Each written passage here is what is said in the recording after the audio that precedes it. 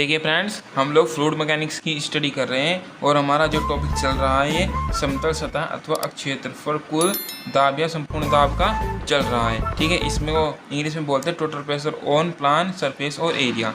ठीक है, इसके 3 टॉपिक थे, एक तो क्षैतिज पर, ऊर्ध्वाधर पर और नत पर।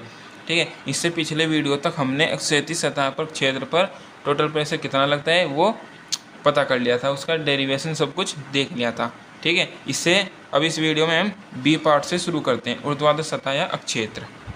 देखिए, ऊर्ध्वाधर समतल सतह अथवा अक्षेत्र पर संपूर्ण दाब, total pressure on plan vertical surface और एरिया। इसमें देखिए, इसके लिए आपको ये डायग्राम बनाना सीख लेना है। ठीक है, इसके लिए देखिए इसमें क्या क्या कहा गया है। इसमें एक ऊर्ध्वाधर समतल सतह MN दिखाई गई है, यानी कि इसमें एक MN की एक समतल सतह है। ठीक है, सतह है MN, ये हमारे पास MN की एक समतल सतह है, आपको दिख रही होगी, और इसको यहाँ पर बोलते हैं FLS। FLS मतलब फ्री लेवल सरफेस। ठीक है, फ्री लेवल सरफेस।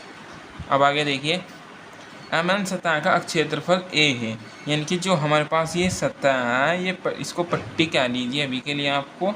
ये हमारे पास कोई सतह दे रखी है पानी के नीचे डूबी हुई, और उसमें हमें, ठीक है, और इसका जो क्षेत्रफल माना है हमने वो A मान लिया है। ठीक है, फिर माना MN पर गुरुत्व केंद्र G है, यानी कि देखिए फिर इसमें आपको ये डायग्राम बना लेना है। मैंने आपको पहले ही बताया, आपको डायग्राम बना लेना है। इसमें क्या है कि जो MN है, MN इसका जो हमारे पास सेंटर ऑफ ग्रेविटी है वो G है। इसका अगर आप यहाँ पर ऐसे रोटेट करके देखेंगे, यानी कि इसके लाइन के ठीक सामने देखेंगे तो यहाँ पर ये क्या है, G, यानी कि सेंटर ऑफ ग्रेविटी है। ठीक है, जो कि अभी कहा गया है हमने, माना MN पर गुरुत्व केंद्र G है। फिर गुरुत्व केंद्र की गहराई x बार है, यानी कि इस फुल्ली सप्लाई लेवल से x बार दूरी पर, ये क्या है आपका x बार की दूरी पर, ये क्या है हमारे पास गहराई है। ठीक है, फिर आगे इसमें कहा गया कि सतह MN पर कुल दाब P है। ठीक है, यानी कि सतह जो हमारे पास MN सतह है, यानी कि जो ये वाली सतह है ऊर्ध्वाधर के रूप में, देखिए जो ये वाली सतह हमारे पास ऊर्ध्वाधर के रूप में, इसका जो कुल दाब है वो हमने क्या मान लिया है, वो P मान लिया। सब कुछ हमने तीनों पॉइंट मान लिया, यहाँ से लेके देखिए यहाँ से यहाँ तक का सब कुछ हमने इसमें माना है। ठीक है, फिर देखिए द्रव की मुक्त सतह से, यानी कि फ्री लेवल सरफेस से x गहराई पर एक dx मोटाई की क्षैतिज पट्टी ST है, जिसकी चौड़ाई B है। यानी कि देखिए अब डायग्राम से समझिए, इसमें कहा गया है कि द्रव की मुक्त सतह से, द्रव की मुक्त सतह कौन सी है, ये फ्री लेवल सरफेस, इसकी फ्री लेवल सरफेस से x गहराई पर कितनी x।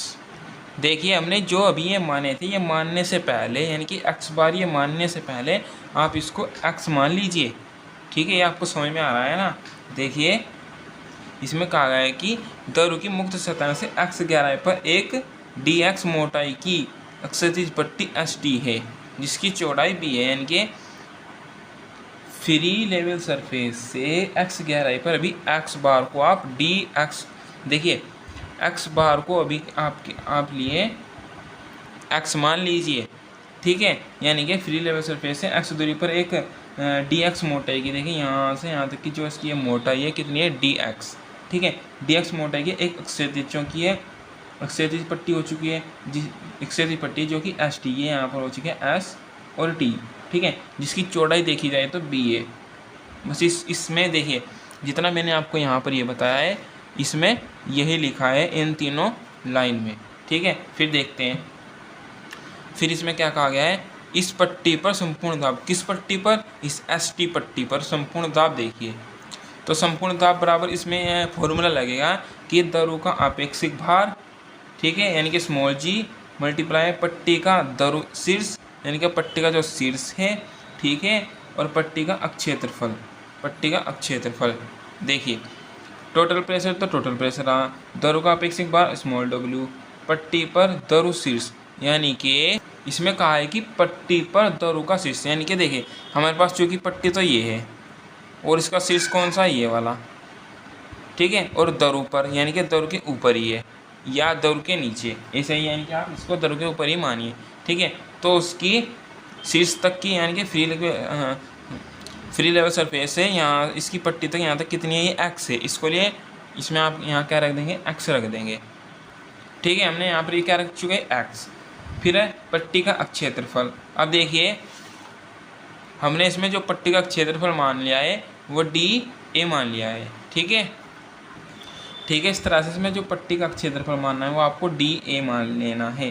ठीक है, फिर देखते हैं, चूँकि सतह एम एन पर संपूर्ण दाब, सतह जो हमारे पास एम एन की सतह है उस पर संपूर्ण दाब कैसे निकलेगा, इसका हम कर देते हैं समाकलन कर देते हैं, इंटीग्रेशन कर देते हैं, यानी कि P total pressure is equal to समाकलन का ये साइन लगा देंगे, small W X D A. Small W X, देखिए स्मॉल डब्लू तो बाहर आ चुका है और अंदर क्या बचा, यानी कि हम एक्स और डी ए का क्या कर देंगे, इसका इंटीग्रेशन कर देंगे। यहाँ से हम एक्स भी बाहर ले लेंगे।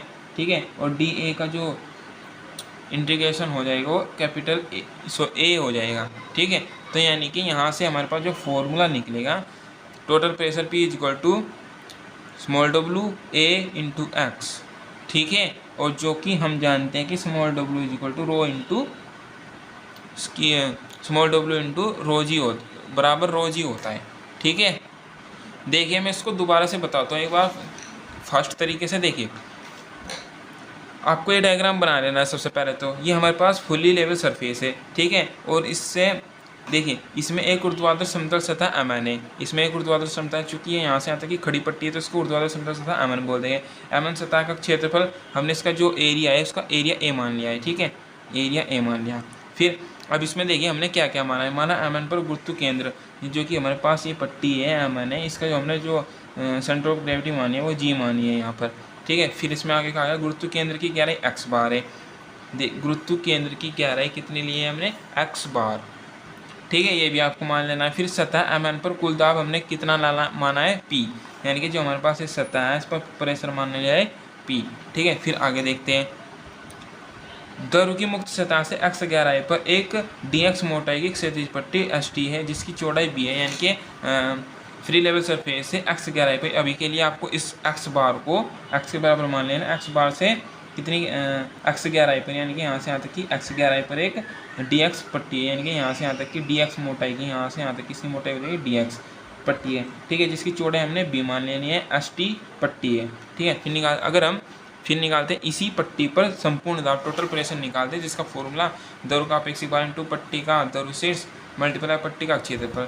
टोटल प्रेशर पी, द्रव का अपेक्षित भार स्मॉल डब्लू, पट्टी पर द्रव शीर्ष की जो द्रव शीर्ष है वो एक्स गहराई तक है। ठीक है, पट्टी का क्षेत्रफल हमने इसमें डी ए मान लिया है। फिर हम करते हैं सतह एम एन पर संपूर्ण दाब, इसका हम क्या करते हैं, इंटीग्रेशन करते हैं। Total pressure is equal to integration small W X D A, small W X बाहर आ जाएगा, डी ए का समाकलन करेंगे तो ए आ जाएगा, यानी कि फॉर्मूला बन जाए total pressure is equal to small W A into X. ठीक है, फिर देखते हैं हम अपनी इस टॉपिक का लास्ट हेडिंग, नत समतल सतह अथवा क्षेत्रफल संपूर्ण, यानी कि इस बार इंक्लाइंड कर दी गई है। Total pressure on plan inclined surface और एरिया। ठीक है, इंग्लिश में इसको बोल दिया। इसके लिए आपको ये डायग्राम याद रखना है, ये आपका फ्री लेवल सरफेस हो जाएगा। ठीक है, इसमें ये आपकी जो ये पट्टी है ए से ये आपकी क्या कर दी है, नत कर दी गई है, और इसके यहाँ पर ये प्रोजेक्शन आ चुके हैं। यहाँ देखिए फ्री लेवल सरफेस से एक्स गहराई पर क्या है आपकी ये पट्टी है एम एन, और एक्स बार गहराई पर आपका क्या है इसका सेंटर ऑफ ग्रेविटी, और एच गहराई पर आपका इसका है सेंटर। ठीक है, फिर देखिए इसमें कहा गया कि हम जानते हैं, आगे देखिए इसमें आपने देखिए इसे सोल्व करने से पहले आपको जो जी हमने यहाँ पर ये बताया कि फ्री लेवल सरफेस से एक्स गहराई पर हमारे पट्टी एक्स बार गहराई पर सेंटर ऑफ ग्रेविटी, एच गहराई पर इसका सेंटर, ही आपको थ्योरी में बात लिखनी है। ठीक है, फिर देखिए फिर इसमें एक फॉर्मूला होता है P is equal to rho ji X, फिर एक फॉर्मूला और होता है P is equal to D P by D A. हम यहाँ से डी पी का मान निकाल लेते हैं तो क्या हो जाएगा, P इंटू डी ए। ठीक है, फिर डी पी तो डी पी रहा, पी बराबर क्या है, रो जी एक्स रख दिया, डी ए, इसको हमने समीकरण एक मान लिया अभी के लिए। ठीक है, फिर हम करते हैं इसका इंटीग्रेशन, डी पी इसका इधर इंटीग्रेशन का चिन्ह लगा दिया और इधर इंटीग्रेशन का चिन्ह लगा दिया, डी पी का इंटीग्रेशन पी, देखिए रो जी बाहर आ जाएगा और एक्स भी यहाँ पर एक्स और डी ए का इंटीग्रेशन हम कर देंगे तो टोटल प्रेशर बराबर आ जाएगा रो जी एक्स का इंटीग्रेशन हो जाएगा एक्स बार। ठीक है। और डी ए का इंटीग्रेशन हो जाएगा ए। एक्स बार क्यों हुआ, क्योंकि एक्स गहराई पर तो इसका एम एन पट्टी थी और एक्स बार गहराई पर इसका सेंटर ऑफ ग्रेविटी। ठीक है, तो इस तरह से यहाँ पर हमारे पास टोटल प्रेशर निकल जाएगा। ये फॉर्मूला आपको याद रख लेना है, P equal to rho ji X bar A. ठीक है, और एक नोट पॉइंट में आपको फॉर्मूला याद करना है, इस पर न्यूमेरिकल्स आ जाते हैं। H bar equal to X bar plus I G sine square theta upon X bar into A. यदि थीटा बराबर 0 हो तो एच बार की वैल्यू एक्स बार के बराबर होगी। ठीक है, अब अपनी नेक्स्ट हेडिंग देखिए नई वाली, ये है दाब आरेख, प्रेशर डायग्राम। प्रेशर डायग्राम क्या होता है, किसी सतह पर दरू दाब का लेखा चित्रीय प्रदर्शन, ग्राफिकल रिप्रेजेंटेशन दाब आरेख कहलाता है। क्या कहा गया है इसमें, किसी सतह पर यानी कि कोई भी आपके पास सरफेस है और उस सतह पर जो कि दरू दाब का यानी कि जो कि लिक्विड का जो प्रेशर होगा वो किस में दर्शाया गया है, लेखा चित्रीय प्रदर्शन। लेखा चित्रीय प्रदर्शन में दर्शाया गया है, उसी को हम क्या बोल देंगे, दाब आरेख कहलाता है। ठीक है, दाब आरेख का क्षेत्रफल उस सतह की इकाई लंबाई पर संपूर्ण दाब के बराबर होता है। ठीक है, अब देखिए इसके खींचने की विधियां भी हैं कुछ, देखिए कैसे खींचने की विधि इसके क्या है, इसके 3 नियम है। पहला नियम क्या बोलेंगे, दाब तीव्रता स्वतंत्र तल से यानी कि फ्री लेवल से गहराई के समानुपाती होते हैं। दाब तीव्रता P स्वतंत्र तल से गहराई H यानी कि P समानुपाती H, ये हो गया। दूसरा है दरू का जो दाब है वो सतह के सदैव लंबवत कार्य करता है, परपेंडिकुलर। फिर तीसरा है दरू के किसी बिंदु पर दाब तीव्रता सभी दिशाओं में समान लगती है। अब देखिए इनको डायग्राम से समझिए। पहले वाला नियम का कहा गया है कि दाब तीव्रता स्वतंत्र तल से एक्स गहराई के समानुपाती रहती है। ये देखिए ये आपका फ्री लेवल सरफेस है यहाँ पर ऐसे, ठीक है, और इससे क्या है एच गहराई पर दाब तीव्रता यानी कि ये कोई आपकी पट्टी उस पर जो दाब तीव्रता लगेगी वो P यानी कि P समानुपाती H हो जाएगा। जो पहला नियम है वो इस पर लागू होता है, इस पहले वाले डायग्राम पर। फिर दूसरा जो नियम है वो दरू का दाब सतह के सदैव लंबवत कार्य करता है, यानी कि इसमें आपको ये लिक्विड है और ये जो पट्टी है A और B इसको हमने क्या किया, लंबवत परपेंडिकुलर कर दिया। ये दूसरा नियम इस पर लागू होता है। फिर तीसरा है दरू के किसी बिंदु पर दाब तीव्रता सभी दिशाओं में समान लगती है। अब देखिए इसमें इंक्लाइंड भी हो सकती है, ये आपका फ्री लिक्विड सरफेस है, इसमें आपकी जो पट्टी है इंक्लाइंड है। ठीक है, A और B इसकी जो हाइट है H2 और यहाँ से यहाँ तक की H1। ठीक है, बस इसमें इतना ही था दाब आरेख में। ये भी टॉपिक आपका खत्म। अब आपका अगला टॉपिक आता है पक्के बांध एवं धारक दीवार पर परिणामी दाब, resistance force, resultant pressure on masonry dam and retaining walls. अब इसमें देखिए क्या कहा गया, इसमें कहा गया है कि water pressure on retaining dams. ठीक है, सिंचाई अथवा देखिए डैम क्या होते हैं, सिंचाई तथा शक्ति उत्पादन हेतु पानी को बहुत बड़ी मात्रा में इकट्ठा करने के लिए पक्के बांध का प्रयोग किया जाता है। यानी कि जो बांध होते हैं, डैम होते हैं, इनका क्या कार्य होता है, उनको बहुत भारी मात्रा में पानी को इकट्ठा करना होता है। ठीक है, अब देखिए मान लीजिए आपके पास ये कोई डैम है ऐसे और इसकी जो चौड़ाई है B है, इसकी हाइट है H, इसका सेंटर ये यहाँ पर है, इसका मान लीजिए इस पर फोर्स लग रहा है P और उस पर जो इसका भार है W और इसका रिजल्टेंट R। यहाँ से यहाँ तक किसका एंगल बना है थीटा, यहाँ से यहाँ तक किसकी दूरी है H/3। ठीक है, फिर इसमें कहा गया है पानी या दरू का संपूर्ण दाब P, ये हमने P मान लिया यहाँ पर। बांध या धारक दीवारों का अपना भार कैपिटल W। ठीक है, फिर आपको इसमें फॉर्मूला याद रखना है P = WH²/2। अब यहाँ से हम W की वैल्यू निकालते हैं, वेट निकालते हैं। वेट कैसे निकला है, इसका वॉल्यूम ऑफ डैम का आयतन और डेंसिटी। ठीक है, देखिए वॉल्यूम ऑफ डैम का वॉल्यूम कैसे निकलेगा, लंबाई चौड़ाई ऊंचाई length width height into density होती है हमारे पास रो। फिर हमें निकालना इसका रिजल्टेंट परिणामी प्रेशर R = हो जाएगा प्रेशर का स्क्वायर प्लस किसका, इसका वेट का स्क्वायर और अंडर में। तो इससे यहाँ से आपका परिणामी दाब निकल जाएगा R = ये फॉर्मूला बन चुका है √P² + H²W²। और इसका अगर आपको एंगल निकालना है ये वाला एंगल, तो यहाँ से आपको tan थीटा लगा देना है। tan थीटा लंब/बटे आधार, लंब कितना हो जाएगा आपके यहाँ से यहाँ तक का P और आधार कितना हो जाएगा, अगर आप इनको ऐसे मिला दें तो यहाँ से tan थीटा बराबर क्या हो, लंब/आधार P/के वेट। ठीक है, अब ये देखिए बांध का स्थायित्व, स्टेबिलिटी ऑफ डैम, ये इस चैप्टर का लास्ट टॉपिक है। इसमें कहा इसके लिए केवल आपको तीन छोटी छोटी हेडिंग्स हैं, ये देख लेनी है।